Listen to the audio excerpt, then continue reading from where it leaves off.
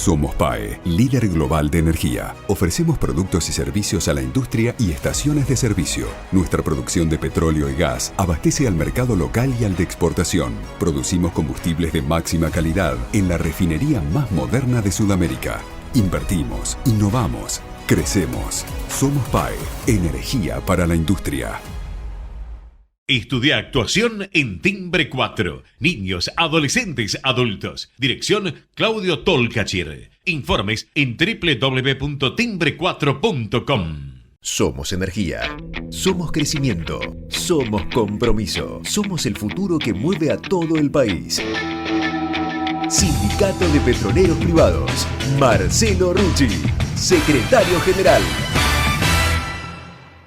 Shell Argentina. Cumplimos 110 años a la vanguardia del desarrollo de la energía en el país. ¿Sabías que todos los accidentes por inhalación de monóxido de carbono son evitables? Chequea que la llama de tus artefactos sea siempre azul. No olvides ventilar los ambientes de tu hogar todos los días, verificando que las rejillas cuenten con salida al exterior y las ventilaciones no estén tapadas ni sucias. Y controla las instalaciones internas con un gasista matriculado. Con estos consejos, proteges a tu familia. Metrogas, damos calor.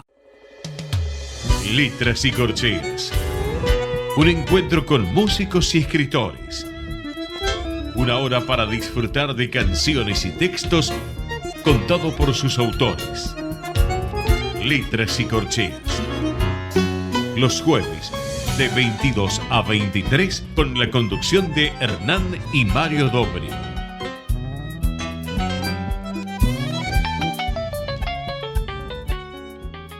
Buenas noches, bienvenidos a una nueva emisión de Letras y Corcheas.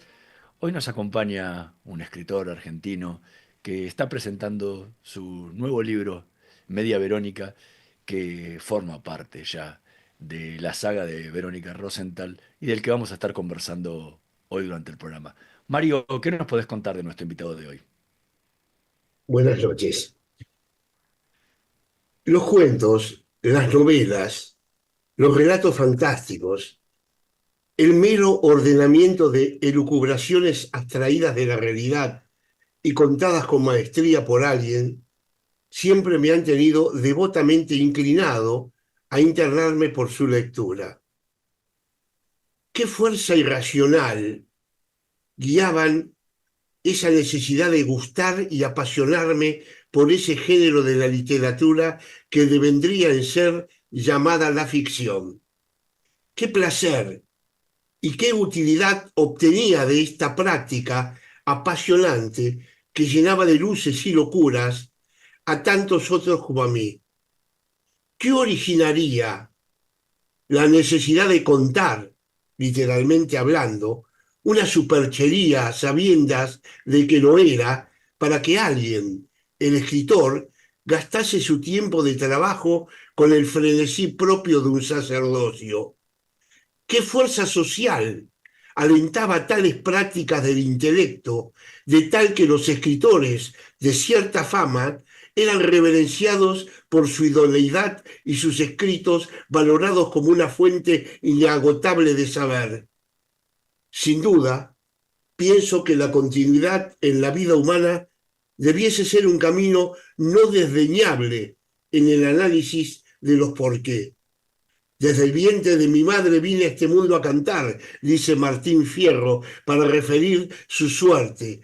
Y yo agregaría que de ese universo de sonidos que atraviesa la masa acuosa del líquido amniótico, de esta suerte de realidad virtual, el futuro cerebro fetal, su pequeño organismo, fue adquiriendo la pasión emocional de imaginar un mundo que le estaría reservado a posteriori y que aún sus posibilidades se lo impedían. Creo que en ese espacio genital y austero se engendró tanto la actividad pasiva de la lectura como la actividad de la escritura en el hombre, y lo que devendría luego en la ficción. Somos, pues, los continuadores de las fantasías intrauterinas fetales lanzadas al ruedo de la realidad literaria del mundo que nos compete. Hoy en esta noche de Letras y Corcheas nos visita un eximio escritor con el cual poder dialogar sobre los trasfondos del arte de la ficción. Buenas noches, Sergio Holguín. Es un placer poder contar contigo en nuestro programa. Hola, ¿qué tal? Buenas noches, Mario. Buenas noches, Hernán. ¿Cómo están?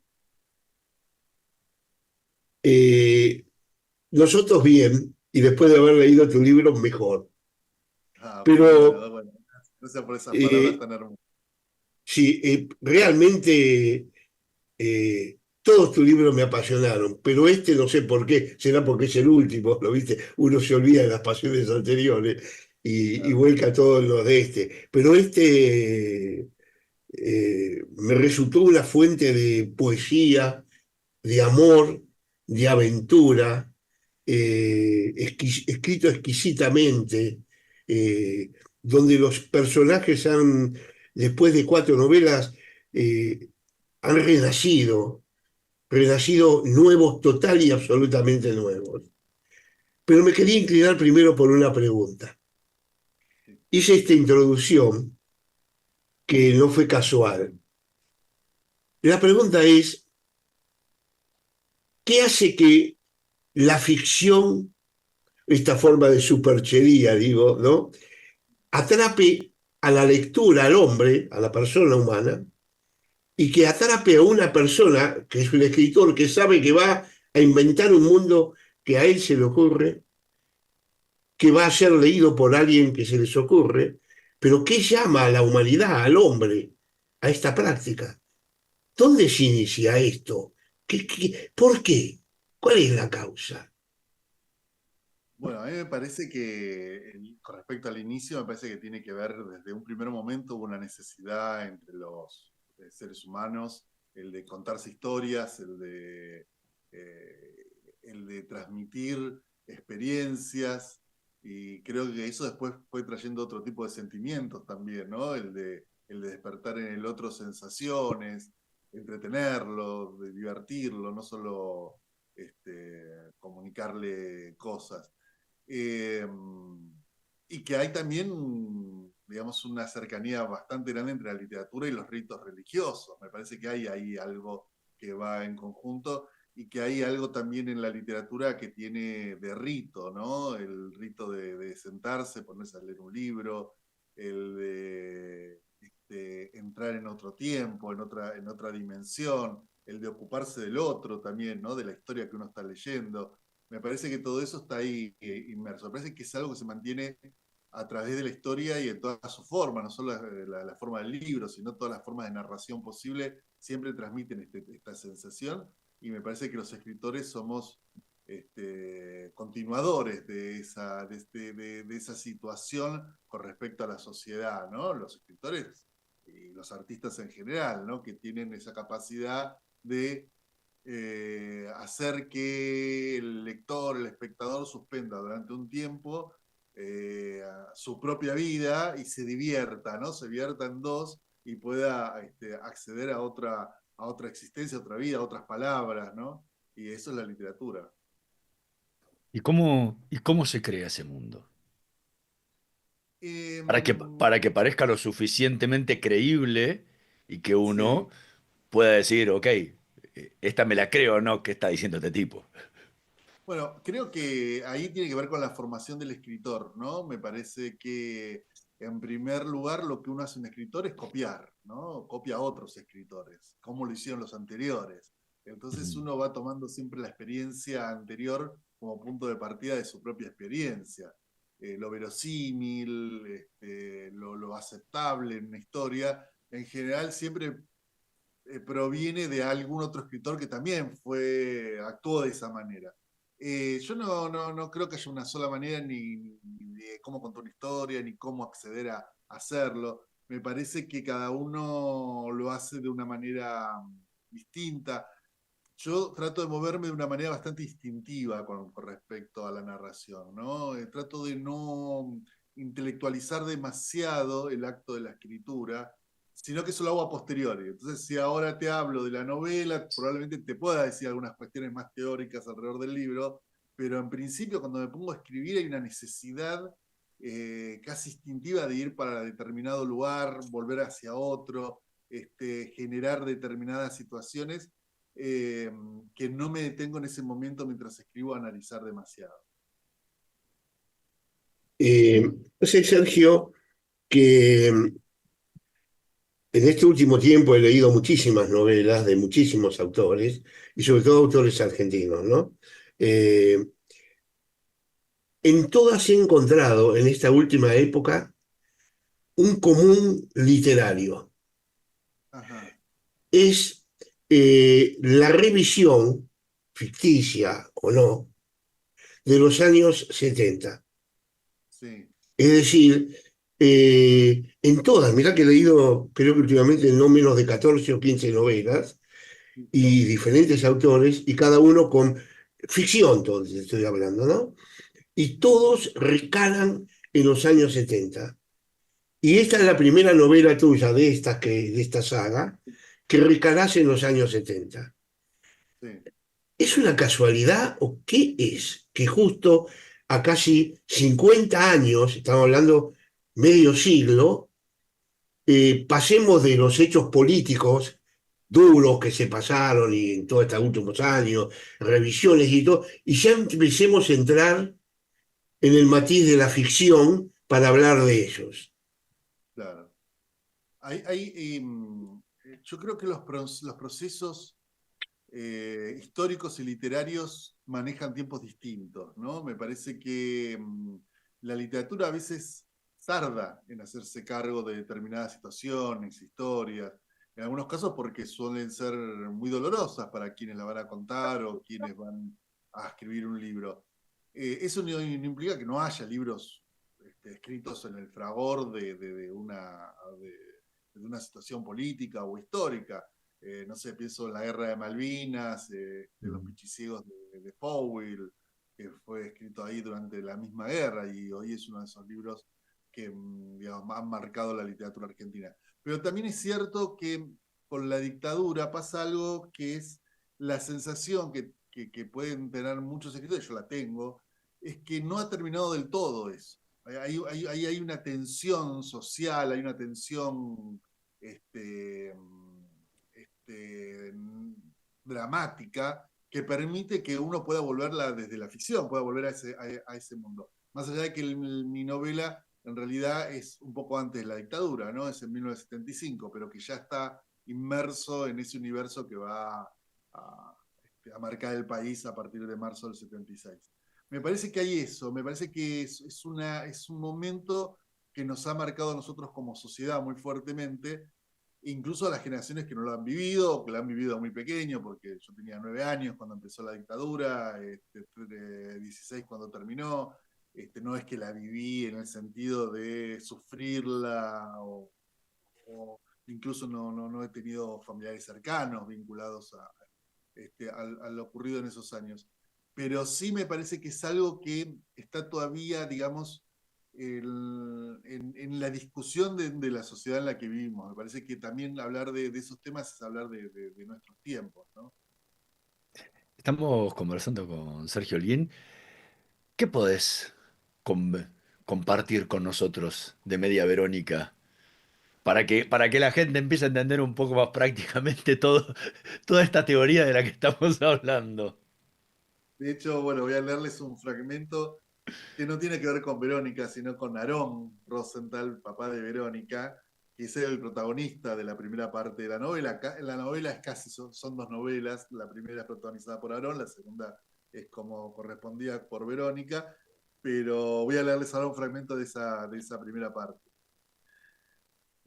Si tiempo después, 1 año, 10 años, 4 décadas, a Aarón le hubieran preguntado si él no había visto señales, hubiera respondido que tal vez algunas, pero que eran tan poco visibles en esa chica burguesa, jugadora de tenis, con aspecto de modelo escapada de una publicidad de shampoo, estudiante un poco gris de derecho, hija y hermana de militares, de familia tradicional argentina, que era imposible suponer que todo eso no fuera más que una fachada, un disfraz del que ella se valía.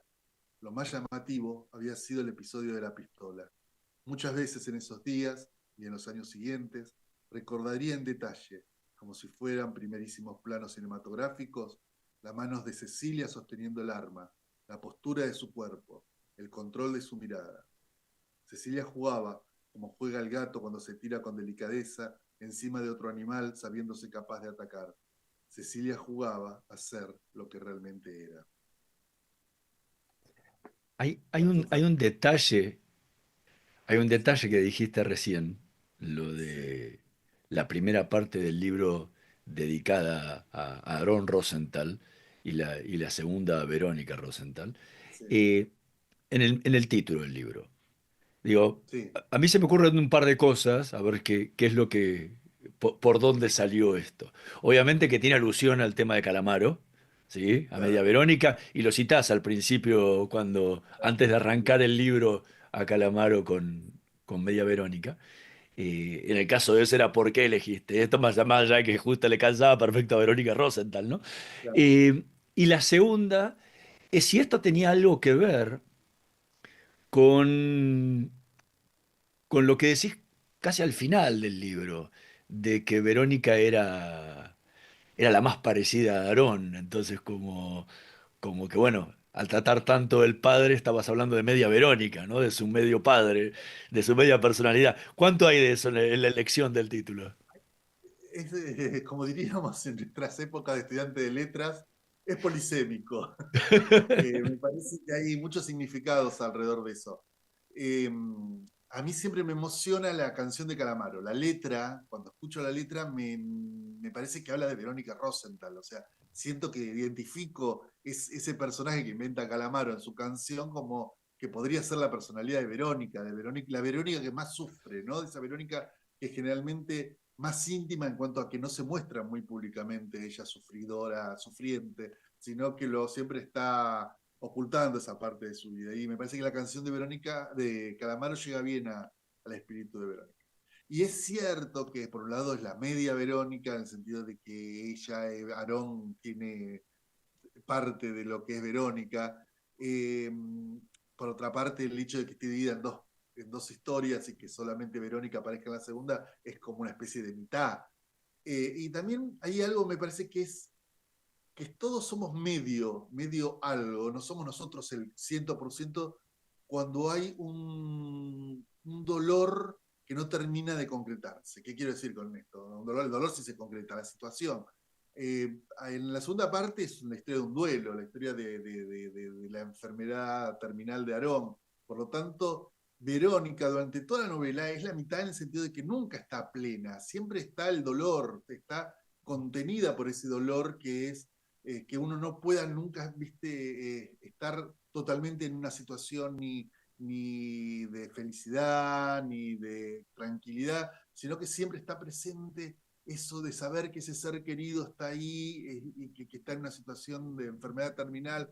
Y me parece que Verónica todo vive en la segunda parte de la novela toda una situación de duelo que no se termina nunca a lo largo del libro. Entonces, me pareció también que iba por esa mitad, ¿no? Que no se pone totalmente ella en las situaciones, más allá de que vive su vida, sigue sus situaciones, se enamora, se desenamora, sufre, pero siempre está un poco limitada por el dolor que significa la cercanía, la pérdida cercana de su padre. Eh, en este libro siento que hay una serie de condicionantes en los valores humanos, Ujú. tanto de Aarón como Cecilia, como Verónica, pero hay, no lo voy a hablar, a decir, pero hay personajes que reúnen un punto que es la hipocresía. Ujú. Es decir, cómo humilla la hipocresía muchísimas cosas de nuestras vidas. Cómo uno cree que están dando porque pasan cosas y de pronto atrás hay un mentor de la hipocresía que es capaz de promover todos los acontecimientos a futuros nuestros. Lo que le pasa a Cecilia con Aarón, lo que le pasa en la búsqueda a Verónica bueno, con parte de todo lo que ocurre, que sucede en ello antes, y que de pronto lo que menos pensás, lo más cercano a vos, se manifiesta y se ve eso y decís, ¿cómo puede ser que yo he convivido toda mi vida a algo o a alguien que me aguijoneaba el alma y me destruía. Sí. Eso es algo que me impactó muchísimo porque en nuestras vidas a veces no nos damos cuenta que eso ocurre. Y sí, eso ocurre justamente porque la hipocresía lo que hace es tapar situaciones donde no se expresa el conflicto, no se expresa el problema, ¿no? La hipocresía es justamente el de tener un discurso contrario a la práctica, y esa práctica se manifiesta de manera oculta, de manera Pero escondida. el odio, la envidia, Sí, puede durar un siglo y estar juntos. sí, sí, sí, sí, sí, sí, sí, Eso lo puede que estar. pusiste ahí fue terrible. Yo creo que es la parte más terrible de la novela. Ujú. Sí, yo creo que se dan esas situaciones humanas donde se sostiene una imagen, una fachada que no tiene que ver. Pero por otra parte, esa imagen, esa fachada es también en algún punto es un sufrimiento también para el hipócrita, ¿no? Me parece que no es gratuito, no es gratuito llevar la hipocresía adelante, me parece. Me parece que hay algo en el fondo que te va arruinando el estómago, para decirlo de alguna manera, que te va calando ahí en tu interior. Eso también me parece, creo que se da esa doble situación. Pero por otro lado también es muy frustrante y puede llegar a ser muy angustiante descubrir que esas personas que estuvieron cerca de uno actuaron de manera totalmente falsa, ¿no? El, por qué no la dejas ser feliz a Verónica? Yo creo que Verónica es feliz. Yo creo que Verónica es De a una persona ratos. que sabe disfrutar la vida. Sí, claro, pero tiene un problema, Verónica. Tiene un problema que es su virtud. Verónica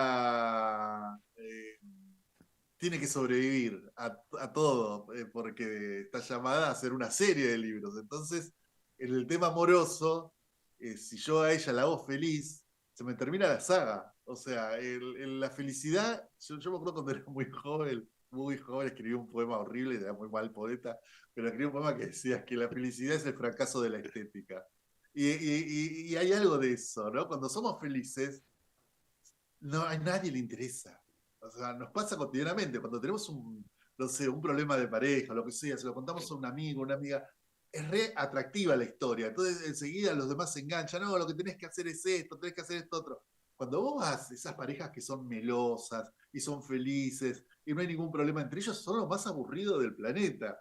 Y en la literatura pasa lo mismo. O sea, la felicidad es imposible de ser contada la narrativa. Uno necesita siempre, no te digo el dolor, pero al menos el enfrentamiento, la incomodidad. Y eso hace que Verónica, pobre, pase de estados de felicidad con respecto al amor a estado de sufrimiento, que es lo que me permite lanzar una nueva historia de ella en la novela siguiente, ¿no? Y sí, es un poco duro para ella, pero lo lleva adelante, lo lleva bien, ha pasado por muchos sufrimientos. También pienso que si Verónica existiera en el mundo real y yo tuviera algún amigo o amiga que se enamorase de ella, le diría, tené cuidado, porque enamorarse de Verónica es entrar en una situación problemática con respecto a su propia vida, ¿no? Pero bueno, es así el personaje. No digo, porque cada vez que la pobre logra algo, la, la jodés.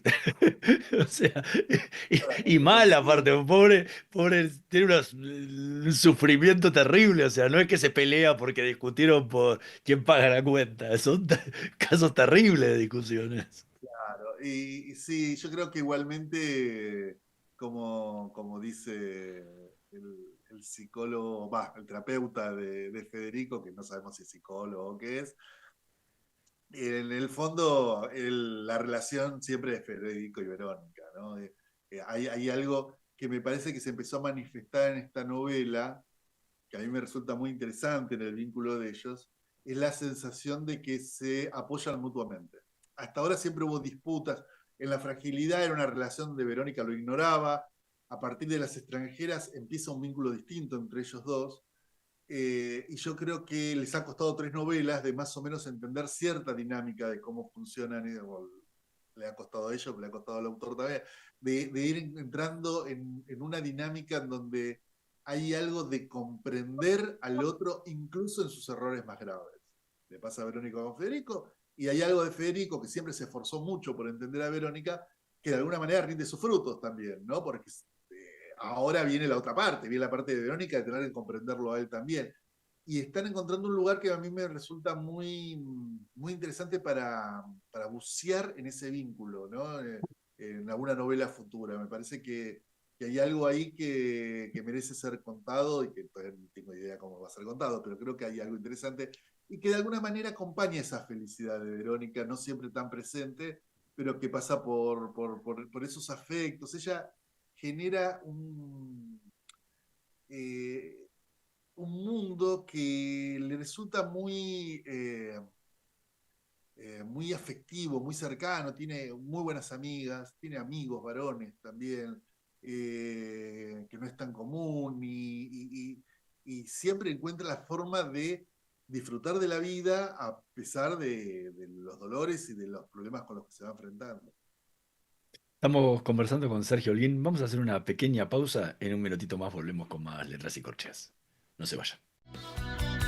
Vamos la radio, somos tu voz. Vamos con Eco, siempre la verdad y la mejor información.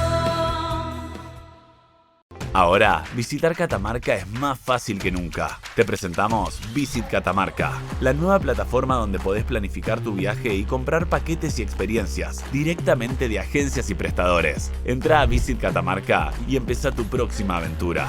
Catamarca, más que un paisaje, todos. Catamarca, hermosa por naturaleza. Ministerio de Cultura, Turismo y Deporte. Informate en ecomedios.com. Seguinos en Twitter. @ecomedios1220. Letras y Corcheas. Una hora para disfrutar de canciones y textos contados por sus autores. Con la conducción de Hernán y Mario Dobri.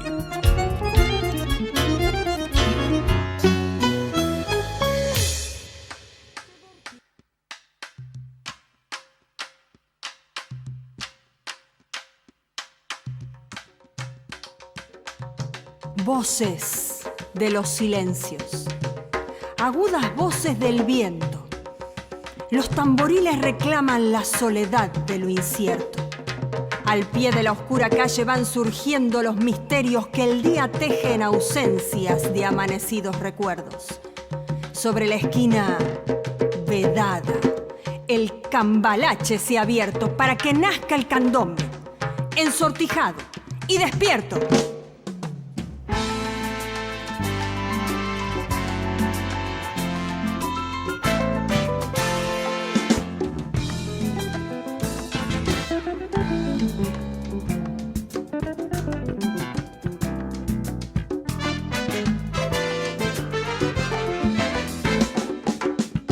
Repiques y susurros al ritmo de la vida, fugaces contonean sudando una canción. La noche sobre el barrio se entorna con la luna dormida en la hornacina que el día entretejió. Un niño abre su caja de risas en silencio bajo una polvareda surgida de un malvón. Una muchacha alegre recita sus poemas sobre la cara oculta de un sueño que dejó. Desnudando una esquina, ya borracho, ya loco, con la música herida enroscada en su piel. Hoy lo atrapa el misterio que heredó con su vida de una sombra perdida. El candombe surgió.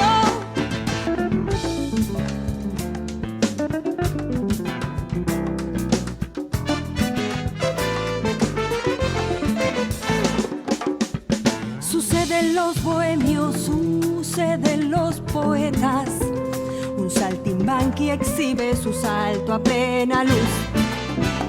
El viento como un río de voces en el tiempo desde desde un lugar lejano extrae una ilusión. La gente se acumula, la gente se dispersa. Es un fugaz retorno de un sueño que pasó. Repiques y susurros retumban en la noche que baja del olvido, silbando una canción. Desnudando una esquina, ya borracho, ya loco, con la música herida enroscada en su piel. Hoy lo atrapa el misterio que heredó con su vida. De una sombra perdida el candombe surgió. De una sombra perdida el candombe surgió.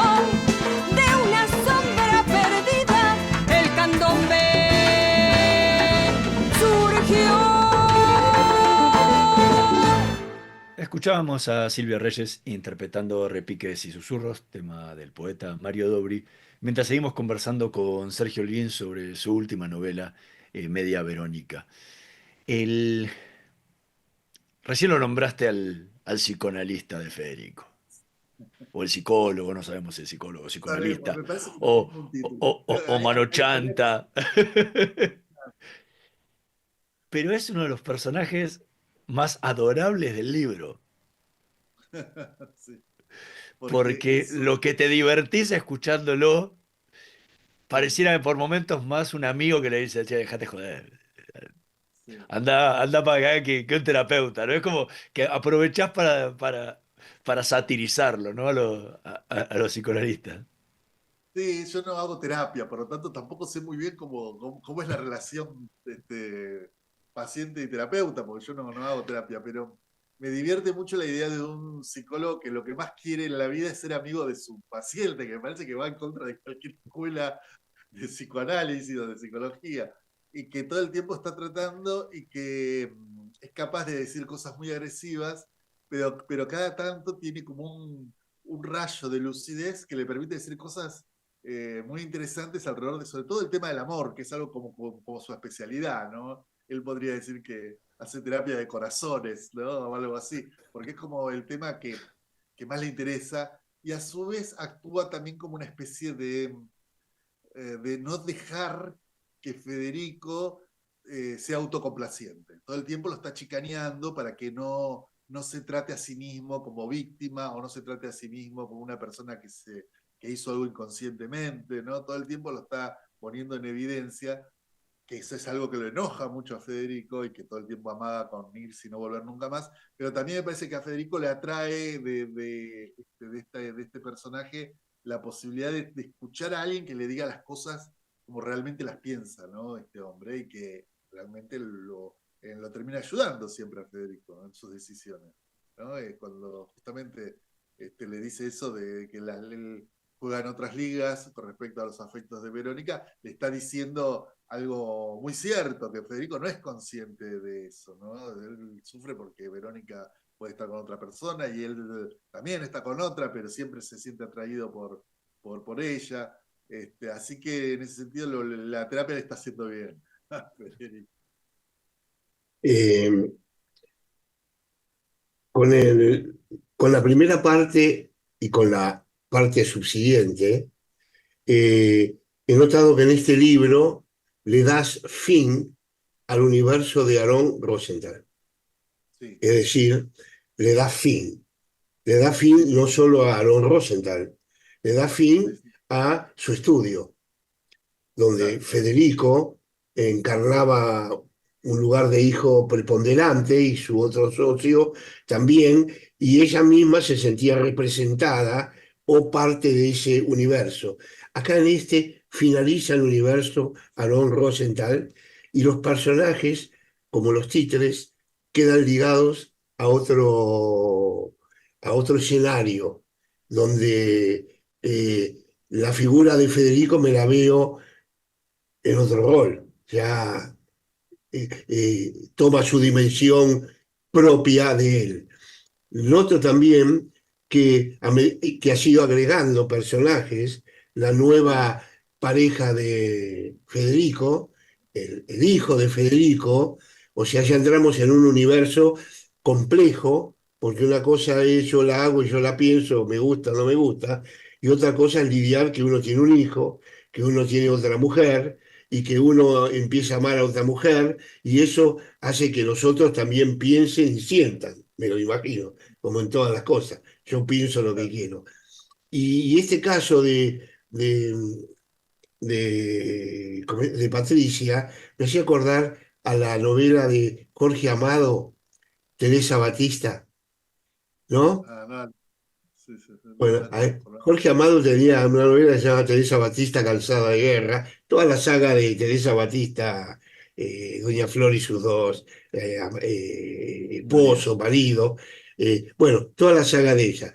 Teresa Batista era siempre virgen, tenía relaciones con quien fuera, pero el atributo era que era virgen. Esto me hizo acordar a Verónica, que haga lo que haga, es virgen. Es decir, es como nueva, nueva para el que viene, nueva para el que... Es un personaje, por eso me dijiste, tiene que ser eterno porque sigo la regla, ¿no? Y esa Claro, sí. virgindad en el amor, ¿no? Sí, yo creo que lo que tiene Verónica como gran mérito también lo afectivo es que es una persona que se entrega realmente a la persona que ama. Cuando ama, ama de verdad, no, no actúa con hipocresías, justamente ya que hablábamos antes del tema de la hipocresía, no oculta nada de su pasado. Es una persona que incluso le gusta recordar esos amores pasados, ¿no? Desde la fragilidad que tiene su historia con Lucio. A Lucio lo vive recordando casi todos los libros, o sea, está Exacto. presente. Mira, y lo mismo con otras personas. Y me parece que hay algo de ella que sí es como siempre un personaje nuevo en cuanto a que me da la sensación de que no se agota nunca ese caudal amoroso de ella para ser contado, ¿no? Que a veces uno piensa, bueno, pero ¿qué otra historia puedo contar? ¿Qué otra relación? ¿Qué otro vínculo puedo establecer? Y me parece que no importa tanto con quién, porque eso me parece que no es tan importante, sino la forma en que ella va entregándose, va compartiendo con otra persona su vida y lo que busca, que no me queda tampoco del 100% claro a mí tampoco como autor, es lo que ella realmente busca. Eh, Me parece que es los atractivos de cualquier novela, ¿no? Cuando uno empieza a leer un libro, querés saber qué es lo que motiva, qué es lo que lo lleva a que Madame Bovary haga lo que hace, a que, qué sé yo, a que tantos personajes literarios hagan, lleven adelante las historias que llevan.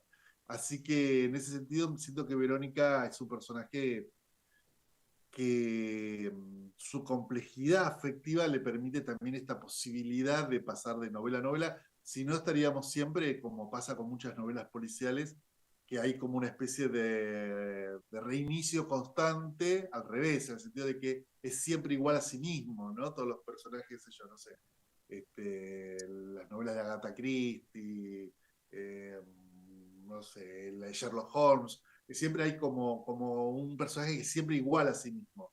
Acá yo lo que trato es que Verónica sea un personaje que vaya evolucionando, vaya cambiando, sin perder esta capacidad también de ser la de siempre, la misma, ¿no? Ahora, lo que hablabas antes de, lo que hablamos de la hipocresía, ¿no? De los personajes, de algunos personajes, siempre se da en el pasado, siempre se da en la primera parte del libro, o sea, son realmente hipócritas en el pasado y cuando saltas a la parte presente, los personajes no son hipócritas. No, O yo por lo ahí menos creo si que son un poquitito, qué sé yo, sí, que le oculta, que el médico le oculta la verdad a Verónica de su estado, se lo termina revelando, o sea, que no es una hipocresía que dura décadas como pasa con lo de Cecilia, con lo de sí. Aarón, con lo de Iñiguez, con lo de cada uno de ellos, que son hipocresías de décadas. Sí, no, el caso, lo que por un lado es unas cosas hipocresía y la otra es la de no poder contar la historia de uno por alguna razón, por temor, por no querer compartir con alguien un sufrimiento. Eh, lo que pasa también es que siempre las segundas partes o la parte final de un libro es donde justamente se caen todas las máscaras, ¿no? Entonces, donde queda más evidencia también, es parte del género policial eso, ¿no? Que todo aquello que se mantenía oculto, de alguna manera empieza a salir hacia arriba y empieza a quedar en evidencia cómo son realmente esos personajes. Sí, sí, pero lo que decía, que los personajes modernos no son hipócritas. Son los del pasado son los hipócritas. Mira, y no, Verónica lo discutiría mucho con respecto a Federico, ¿no? No tanto por lo de ahora, por lo que está pasando en esta novela, sino en la novela anterior. Entonces hay como que, bueno, sí, ha habido hipocresía. Siempre incluso la propia Verónica a veces también ha ocultado cosas porque le convenía. Sobre todo en las cuestiones afectivas, nadie puede tirar la primera piedra, me parece. Entonces, ahí hay algo que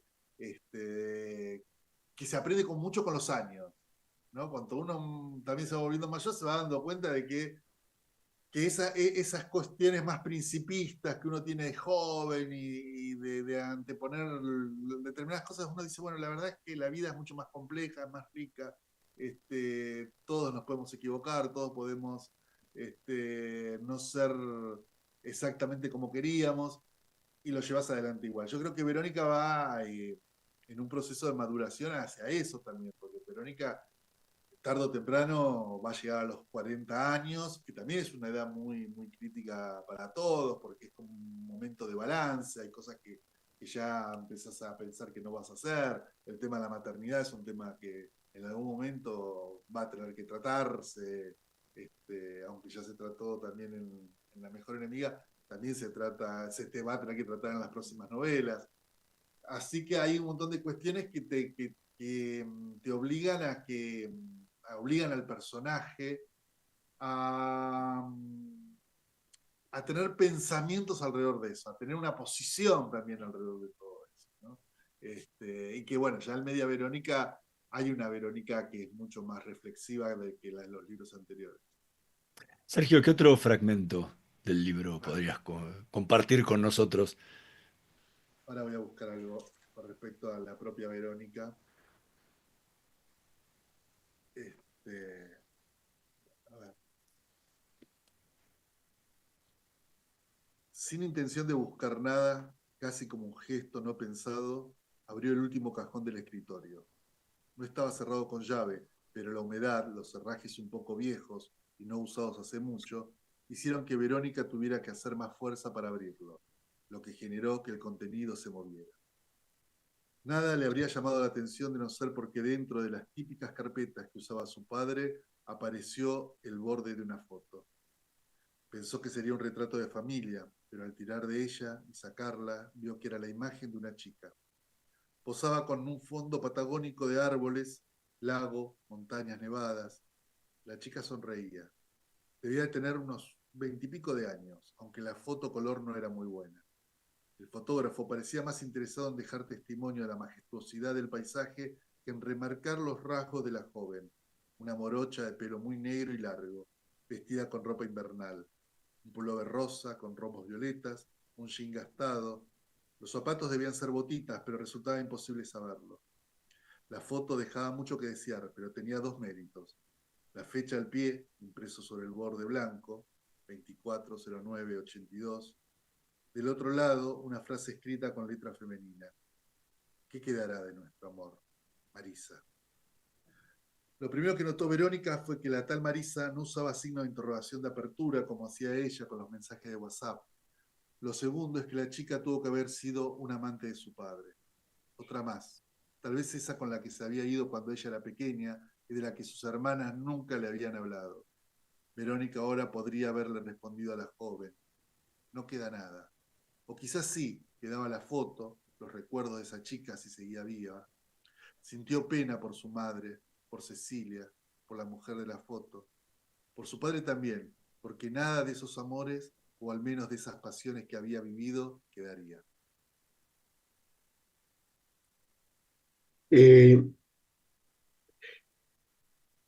Hay una faceta, y de las cuales hablas, y en tus novelas también, que sobre el amor. El amor incluso con Verónica y acá el amor del padre. A través de ella y de esto pasan los hombres. Pasa Lucio, pasa este, aquel. Pero no son personas que se acercan al objeto amado nada más que por la codicia de amar ese objeto y tenerlo para sí. No, se acercan con su amor, con sus vivencias, con sus necesidades, sus debilidades, sus problemas. Son seres humanos que aman. Es decir, que no solo retratás al caso de, ¿cómo se llama?, de Verónica, sino retratás a los hombres que la aman. Sí. Porque en todo se muestra al hombre que ama y ama intensamente, y no es porque está caliente con ella solo, aman. Eh, en esta novela se ve perfectamente cada el médico, cada uno, seres que aman y muestran su universo. Lo mismo pasó con Lucio, que también de un simple hombre mostraba su universo. No eran calentones que se acercaban a ella y yo qué sé, y nada más. Eh, No, eh, no. ya me imagino que eso te es importante en tu novelística, mostrar a los hombres. A ver, a mí me interesa mucho el tema de los vínculos, el tema del amor, de cómo se manifiesta, de cómo contar una historia de amor, ¿no? Me parece que tal vez sea uno de los grandes temas literarios, ¿no? O qué se puede hacer para que un amor dure, ¿no? Es tal vez la pregunta que la narrativa o la ficción intenta responder y que nunca se termina de responder a lo largo de la historia. Eh, y siempre me ha interesado que sean historias realmente profundas, complejas, la de los vínculos. No me interesaba. A ver, siempre hay una literatura que podríamos llamar una literatura erótica, si se quiere, como género, es un género en sí mismo, la literatura erótica, que se concentra demasiado en lo genital o en lo, digamos, deportivo de los cuerpos, y no vincula eso también con lo afectivo o con las necesidades de otro tipo o con los miedos o con las debilidades del otro. Entonces una cosa que a mí me interesa es poder combinar esa sexualidad incluso explícita de los personajes con la posibilidad de poder tratar de entender las razones por las que reaccionan como lo hacen, ¿no? ¿Qué es lo que necesitan? Básicamente hay una conclusión que yo puedo llegar muy rápidamente con todo esto, y es que los hombres y las mujeres se parecen mucho más de lo que uno cree, ¿no? Siempre me dicen, vos cómo hacés para narrar desde un mundo literario, narrativo de una mujer y hablar de sus sentimientos o lo que sea. Y yo digo, porque no hay una diferencia sustancial con respecto a la forma que tienen los hombres, los varones. Sufrimos casi de la misma manera, tenemos los mismos miedos, compartimos las mismas ganas. O sea, hay como siempre más cosas en común que la diferencia. Después hay cosas que te diferencian y que te van volviendo también a los personajes más individuales, ¿no? Tener características propias de cómo manifestar los sentimientos. Pero sí me parece que también contrariamente a lo que se hacía en la novela negra tradicional, donde los personajes masculinos eran personajes muy fríos, que no se mostraban con sentimientos y que mantenían vínculos afectivos, o tenían amantes o parejas, lo que fuera, desde un lugar absolutamente opaco, donde lo otro no podía, digamos, entrar en su corazón. Acá siempre los varones son personas que se abren, ¿no? Abren su corazón y abren sus afectos y pueden compartir con Verónica todo eso, ¿no? En ese sentido me parece que uno de los atractivos también de los vínculos de Verónica es que ella siempre se encuentra se engancha, se enamora de personas muy necesitadas de amor, ¿no? Algunas más rotas, otras más enteras, pero son siempre personas que necesitan amor y que de alguna manera lo van a manifestar, esa necesidad, ¿no? Y a mí me resultó muy motivador, muy agradable trabajar con un personaje como el de Manuel, el del médico, que es una persona, por un lado, brillante en su profesión, pero que a su vez es un amante de la literatura y que pasa muchas de sus cosas por lo literario, y que tiene también un enorme, digamos, caudal afectivo como para dar, ¿no? Que seguramente en otras circunstancias y en otra situación en la que él podría haber estado, seguramente hubiera sido el hombre de la vida de Verónica, ¿no? Sí, aparte también él necesita recibir, ¿no? Por eso. Pero Verónica también le pasa eso, porque siempre la encuentra en una situación donde ella también necesita recibir eso. Y de ahí Es como... habían podido combinar todo, porque los dos eran personas que se podían vincular a partir de los cuerpos, pero también a partir del dolor que sentían por sus propios destinos, y a su vez eran dos personas que se vinculaban a partir también de lo literario, ¿no? Es una faceta que en Verónica siempre aparece tímidamente, pero que está siempre presente, que Verónica es una gran amante de la literatura. Verónica ama mucho leer, le gusta leer, en todos los libros lee libros, todas sus novelas. Es una persona que, si bien no es una escritora, ni lo quiere ser, y probablemente jamás escriba un libro en su vida literaria, sí siente un gran atractivo por la literatura, ¿no? Y encuentra en Manuel, que tampoco es escritor, porque es un médico, un personaje similar a ella, ¿no? Una persona que tiene una personalidad de almas gemelas en algún punto, ¿no? Que es lo que uno siente cuando está enamorado también, ¿no? Esa sensación de que el otro responde a todo aquello que uno lo despierta, le da ganas de vivir, le atrae, le despierta deseo. Bueno, eso es lo que encuentra Verónica en Manuel. Sergio Holguín, muchísimas gracias por habernos acompañado esta noche de Letras y Corcheas. Fue un placer enorme poder haber conversado contigo, y a la gente, vayan, busquen Media Verónica, se lo van a devorar de la misma forma que lo hicimos nosotros, no van a querer dejar de leerlo. Es una historia bellísima, con muchísimo ritmo, mucha acción, mucho amor. Tiene todos los condimentos que necesita un libro para ser atractivo y que uno termine con ganas de quiero más, quiero otro. ¿Cuándo sale el próximo? Así que muchas gracias en serio por haber compartido este tiempo con nosotros. No, gracias a ustedes dos, Mario, Hernán, por este rato, esta charla y estas preguntas que me han hecho pensar mucho sobre lo que escribo. Gracias. Muchas gracias, Sergio. Es increíble que durante una hora estuvimos hablando de un universo que has creado, ¿no? O sea, nos sumergimos como que estamos hablando de gente real, que vive y que está, y le sacamos cositas y le ponemos. Es maravilloso. Te agradezco mucho. No, gracias a ustedes. Nosotros nos vamos a reencontrar en la próxima edición de Letras y Corcheas, en la operación técnica Javier Martínez y Gerardo Subirana. Nos vemos la próxima semana. Chau.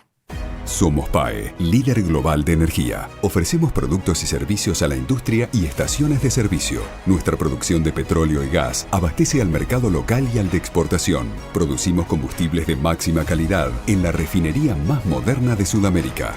Invertimos, innovamos, crecemos. Somos PAE, energía para la industria. Estudia actuación en Timbre 4. Niños, adolescentes, adultos. Dirección Claudio Tolcachir. Informes en www.timbre4.com.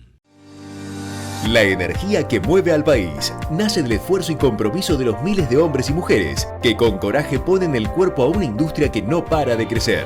Con el compromiso que nos caracteriza, acompañamos a nuestros 26.000 afiliados y a sus familias con servicios e infraestructura de punta. Por eso, construimos clínicas, consultorios, farmacias y centros recreativos en toda la región. Marcelo Rucci, secretario general del Sindicato de Petroleros Privados. Energía que se siente. Shell Argentina. Cumplimos 110 años a la vanguardia del desarrollo de la energía en el país. ¿Sabías que todos los accidentes por inhalación de monóxido de carbono son evitables? Chequea que la llama de tus artefactos sea siempre azul. No olvides ventilar los ambientes de tu hogar todos los días, verificando que las rejillas cuenten con salida al exterior y las ventilaciones no estén tapadas ni sucias. Y controla las instalaciones internas con un gasista matriculado. Con estos consejos, proteges a tu familia. Metrogas, damos calor.